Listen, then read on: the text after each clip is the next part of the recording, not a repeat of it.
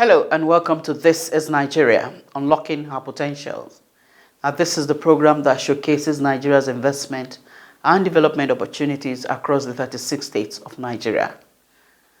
So today, our spotlight is on the Seat of the Caliphate, Sokoto State. We bring you a brief report on Sokoto State, and we have a special interview with the governor of Sokoto State, who also happens to be the former Speaker of the House of Representatives, Right Honorable Aminu Tambuwal. And my name is Mayowa Oluwabiyi. Don't go away, stay with us. Sokoto State was born on 3rd February 1976, following the splitting of the then northwestern states of Nigeria into Sokoto and Niger states. In 1991, present-day Kebbi State was further split into the old Sokoto State, and again in 1996, present-day Zamfara State was carved out of the remaining Sokoto State. As of today, Sokoto State has 23 local government areas and occupies the land of about 25,973 square meters.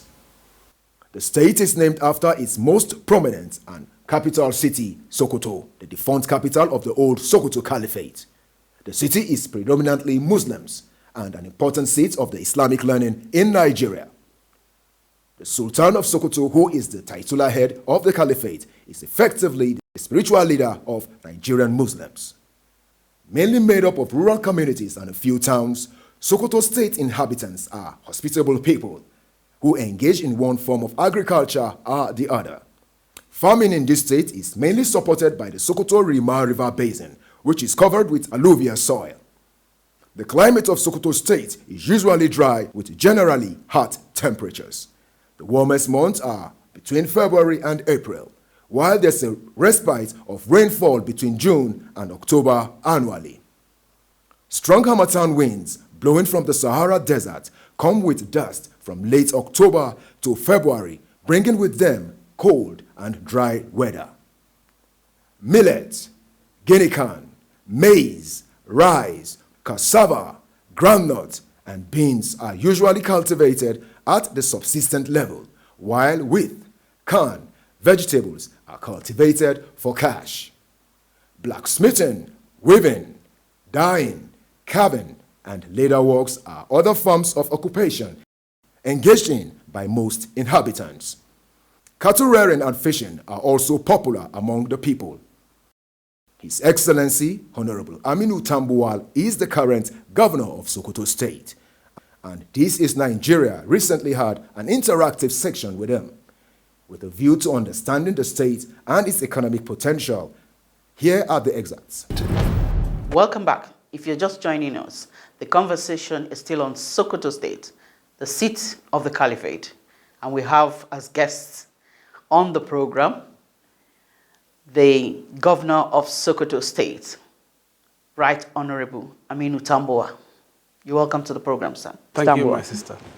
Your Excellency, what are the investment attractions and how are you harnessing them for the development of Sokoto State? First and foremost, we are working hard on ease of doing business in Sokoto, in terms of ensuring that when you come as an investor, we give you tax holidays, we give you land. Recently, the OCP Morocco came to Nigeria, came to Sokoto in particular, and within a span of 1 week, we're able to give them certificate of occupancy for the land that they are going to establish their factory within 1 week. And we intend to continue on that so that investors will find it very easy to access, not only to access, but to have land titles and also have tax holidays. And Sokoto has always been a very friendly state, not only to investors, but to every persons that come to Sokoto. The first factory that was established in Sokoto was established in 1965. Wow. And it's still functioning, and it's been expanded. Wow. It was then Cement Company of Northern Nigeria. Okay. And today is a multi-million-dollar business, running into hundreds of millions of dollars of investment by BUA. And they're expanding their plant. Okay. So also Aliko Dangote is in Sokoto to establish his rice mill. There are other smaller businesses, as I said. OCP Morocco is coming to Sokoto to establish its presence. We've been talking to some investors from UK to come and establish a leather factory in Sokoto. Okay. And then we've been talking to some other investors to come and establish agro-allied industries in Sokoto, fertilizer blending plants and all of that. Okay. So we are ready and available to continue to encourage investors to come to Sokoto by being friendly, by having tax holidays, as I said, and removing all encumbrances that may inhibit their coming to invest. We will make it easy for them, and I assure you that Sokoto people are very hospitable and very friendly and ready to receive them. So what are the investment opportunities in Sokoto State? Agriculture, solid minerals, ranging from limestone, phosphate, gold, and a host of others. They are there in large quantities, mineral deposits. We even have, I'm sure, from preliminaries, gas reserves in Sokoto. So, and of course, agro-allied businesses, like businesses in rice, in sorghum, in millet, in beans, in tomato, in wheat, and in sesame, garlic, onions, all of that. And we also have business opportunities in hides and skin, because in Sokoto we have over 2 million heads of about 2 million heads of cows. Total between cattle and sheep, we have about 5 million of that in Sokoto State. Wow. And you can see the opportunity of not only producing meat, but also hides and skin. And of course, what do you call it, milk. So we have all of these potentials that are available. We have very arable, 85% of this land in Sokoto is arable. And we believe that we can take advantage of all of this. Okay. There is an agricultural revolution that is ongoing, the Anchor Borrowers Program. Yeah. Your Excellency, has this spilled over to Sokoto State? Are the farmers enjoying the Anchor Borrowers Program? We queued into the federal government's Anchor Borrower Program from the onset, and our farmers have been participating in that program. And we've been producing a lot of rice, a lot of wheat, and all of that for processing in the state and beyond. Okay. We'll go on a short break, and we'll be right back.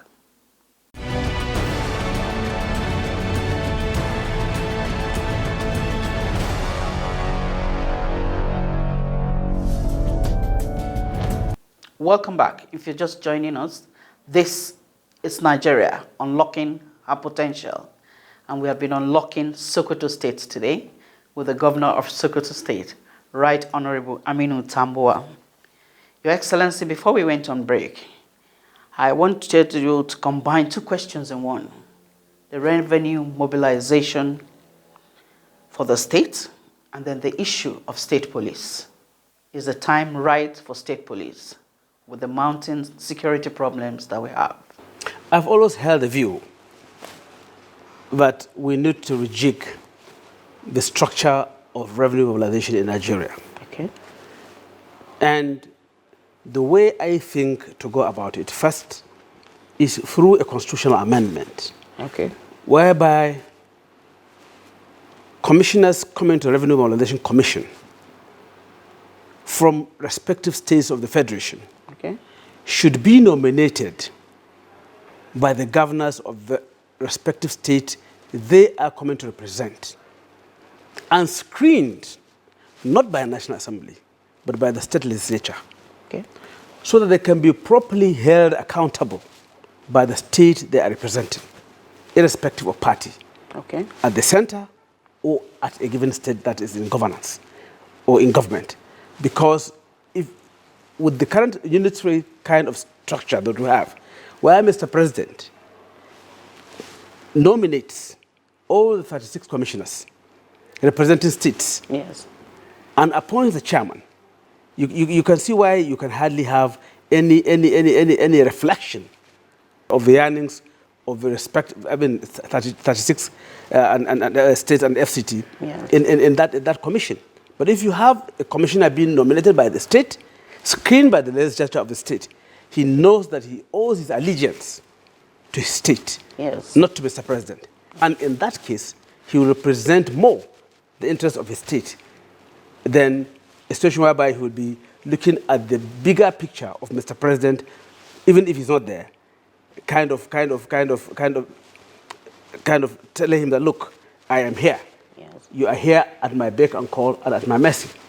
So it's not representative enough. It's not based on what we call federalism, Okay. but rather it's an element of the unitary system of government that we inherited from the military. So there is the need for that constitutional amendment to free the revenue mobilization and make it more of federal in nature, Okay. and more truly representative of the peoples of the state that they are representing than what we have today. If we have that, they will be in a better position to activate the provisions of the Constitution that give them power to make proposals for the sharing of revenues, especially ever after 5 years, and then for the President to now submit to the National or transmit to the National Assembly. Okay. And that constitutional amendment should also include a provision whereby if the Commission proposes the new revenue sharing formula, it goes straight to the National Assembly. Okay. Otherwise, unless if you have a president who believes in what you are doing, the president may as well sit on it. And that's why, from the presidency of Chief Olusegun Obasanjo to that of Umaru Musa Yar'Adua, Goodluck Ebele Jonathan, and up till now, we have not had a proper review of the revenue sharing formula. Okay. So unless you are able to unbundle the Revenue Mobilization Commission and make it more inclusive, make it more representative, Yes. make it more reflective of the federal character of Nigeria, you may not achieve that objective. Okay. Talking about state police, same as the issue of revenue and revenue mobilization, you require a constitutional amendment to achieve, if we so agree, the establishment of state police by respective states of the Federation. Okay. I know that there are some concerns, especially in some quarters, about how the police established by the state, funded by the state, may be used by governors and by certain individuals in governments of the respective states. Yes. But I believe that what we have is work in progress. And there is a need for us to consider that option Okay. of state police. Okay. Even now, you can check this. Virtually all the police commands in Nigeria are being funded, financed by states, reasonably. Wow. Without the support of the state governments, check with any CP, they can hardly function. They can barely function. More equipment, more funding for them to function. And they even need more personnel, more people that are experienced in terms of and deployment of technology. As it is now, the Nigerian police needs a total overhaul, needs a lot of funding, needs more equipment, needs more personnel. So I believe that with the introduction of state police, they will complement what the federal police is doing. And there may be the possibility of the state police having more access to information than the federal police. If, for example, you have someone who isn't a local in a state, it may be even difficult for him to get information. That's true. And information gathering is key in policing work. And if you are not familiar with your environment, you can hardly get it. If you are not familiar, if you don't understand the language of the people, Yes. you can hardly get information. That's true. So even for these reasons and several other reasons, and the challenges that the Nigerian police are facing, there is a need for us to actually consider the issue of state police. Okay. Well, it may be optional for those states that can fund, because there will be funding challenges. There will be a lot of other issues, but I think it's something that we need to consider. Okay. Your Excellency, by the time you're leaving office in Sokoto State, how would you like to be remembered? What are the legacies that you want to be remembered for? I want to be remembered as the governor that actually turned around the educational sector, turned around the health sector, governor that has done a lot in agriculture, Okay. youth empowerment, women empowerment, Okay. and general transformation of our rural areas. Okay. All right. Your Excellency, this is 60 years of Nigeria, and some people are clamoring for restructuring. What is your take on restructuring Nigeria? Restructuring should start by devolution of powers. When you look at the revenue mobilization, as I said, you need to do that. When you talk about roads, federal roads, you need to devolve some of them to the state. When you talk about the rail sector, you need to move the rail sector from the exclusive legislative list to concurrent legislative list. When you talk about power, generation, transmission, and distribution, you need to remove it from the exclusive legislative list to concurrent, so that the state can actually invest in power and bring investors in power.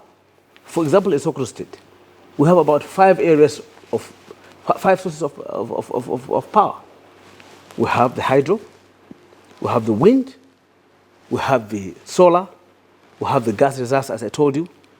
Okay. If you do, say for example, 20 megawatts of each, and you have an energy mix of about 100 megawatts, it's more than enough for Sokoto State. And by the time you generate this, yes, transmit it, and distribute it within the state, you will have more than enough for the use of the people of Sokoto State, the industries and everything. Okay. Unless you are able to actually do the proper unbundling of power sector, okay, you cannot achieve this. So the restructuring that I think will work for Nigeria is this kind of restructuring. Okay. Not physical. If you talk about changing the geographical nature of Nigeria today, how are you going to start? Are you talking about collapsing the states to go back to the regional system? There are 2 or 3 regions in Nigeria that have almost 90% kind of commonality in identity, in language, in culture, in religion. Southwest, southeast, and possibly northwest.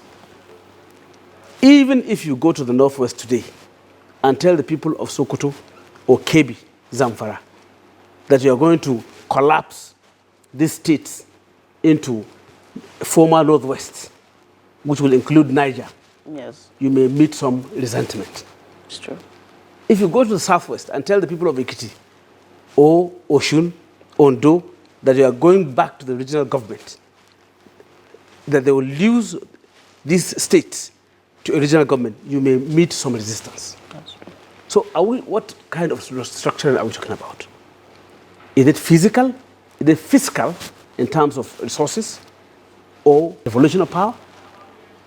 So depending on your own perspective. Yes. And my perspective is a restructuring that works for all. A restructuring that will guarantee and engender development. And this is achievable if we loosen some of these constitutional issues, yes, and remove some of these unitary features that are in our constitution to make it more of a federal constitution that will work for all. Take, for example, again, the Federal Character Commission. If you have a Federal Character Commission, that the representative for Oshun or for Ebonyi is nominated by the president, not the government and people of Ebonyi, how do you expect him to function? But if you take it back to the people of Ebonyi, or the people of Oyo, or the people of Akwa Ibom, Cross River, Borno, or Yobe, that the government of Yobe should nominate the Federal Commissioner for Federal Character, and he should be screened by the State Assembly of Yobe. He knows that he owes his allegiance to Yobe State, and he will come and do the representation in accordance with the wishes of the people of the state he's represented. Not what we have today. It's restructuring. If you do the same with Population Commission, it's restructuring. If you do the same with the Federal Civil Service, it's restructuring. I believe in that form of restructuring that will work for all, that will be all-inclusive, that will engender equity, stability, and development. Okay. All right, on a final note, Your Excellency, what message do you have for Nigerian youths? We have our challenges, okay, but the future of this country is greater. And I believe in this country, and I believe that we shall get it right. Okay. We shall all come together, put our hands on deck, and work together to ensure that Nigeria works for all. Well, thank you very much, Your Excellency. Thank you. That has been a wonderful time with the Governor of Sokoto State, Right Honorable Aminu Tambuwal. Well, it's a wrap on This is Nigeria, and our spotlight has been on the Seat of the Caliphate. And you can imagine how much information you've gleaned from the Governor of Sokoto State, Right Honorable Aminu Tambuwal. Thank you for watching. God bless Nigeria, and God bless Sokoto State. My name is Mayowa Oluwabiyi. Till I see you again.